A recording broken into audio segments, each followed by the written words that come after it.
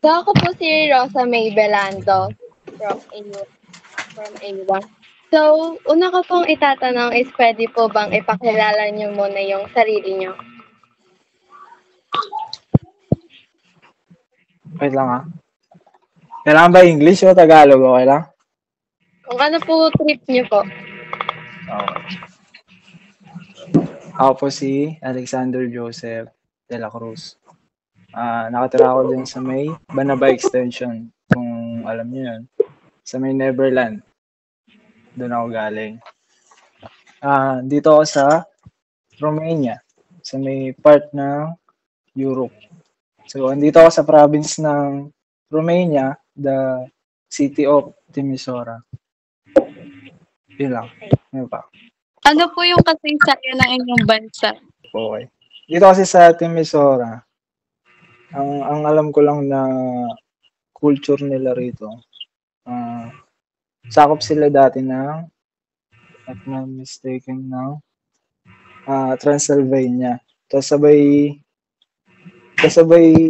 gusto nilang maging isang city, so gumawa sila ng naging sila, Timisoara. Pa bang gusto niyo malaman na culture nila kasi marami. Yung paano sila manalita, mga ganon. Yung paano sila manamit. Sa experience ko rito as a Pilipino, mura naman kasi sa atin, hindi tayo nagsha-shake hands. Tapos sabay, how they greet people. Tapos sabay, mura sila rito, touchy sila. Kapag kunyari, meron kang kaibigan o talagang close mo na kaibigan, kahit na lalaki kayo, nagkikiss sila. Kinikiss nila yung isa't isa. Tapos sabay, yun lang parang awkward nung una, na parang tinanong ko kasi, ganun daw talaga. Tapos kapag nananamit sila, alam niyo yung mga yung sa Baguio, kung paano sila manamit doon. Yung mga parang igorot, parang ganun. May mga ganun din sila rito. So, ginagawa rin nila yon. Nagsusuot din sila noon, tapos sabay, iba yung nila. Pagkasuot nila yung nagsasayaw sila, iba yung music genre nila rito. Yung tinatawag nilang Manele. Ganun. Manele. Yung hirap kasi more on saxophone yun, tapos sabay, more on beat, tapos sabay, puro paa lang ang gumagana. Yan. Yan lang. Next question po, ano naman po yung mga bagay na dapat po namin subukan sa inyong bansa? Sa bansa nila. Masarap dito yung four season nila. Syempre meron sila ritong spring, summer, and fall, ganun. Meron silang snow, yun yung para bang sobrang different. Kasi dito nag-snow, may time na sobrang lamig, talagang 0 degrees. Being Filipino, parang yun yung magandang ma-experience yung four season nila.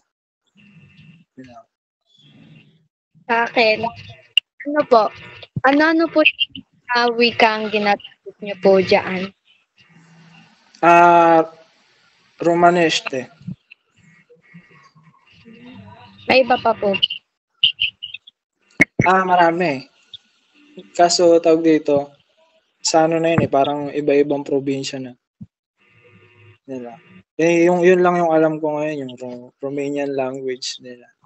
Ano po yung pinakagamit nyong language po dyan?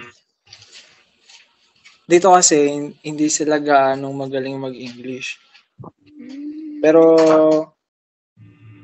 talagang magagamit mo sa una, syempre English. Pero, mas prefer nila na magsasalita ka ng language nila. Ano naman po yung dapat naming subukan kung nandyan po kami sa bansang yan? Travel. Kasi pag nandito ka, kasi pag work, maraming work dito for experience ba being a person. Yun yung magandang explore dito, yung pag-travel. Kasi malapit ka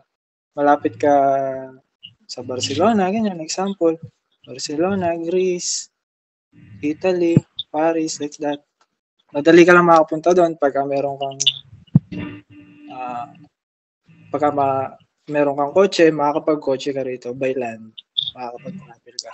May gusto kong balik-balikan. Yung Budapest. Napakaganda kasi ng infrastructure nila ron. Tapos yung tulay, na napaka-meaningful ng tulay nila. Tapos marami silang mga art doon na talaga ma-appreciate mo kung sa malapitan.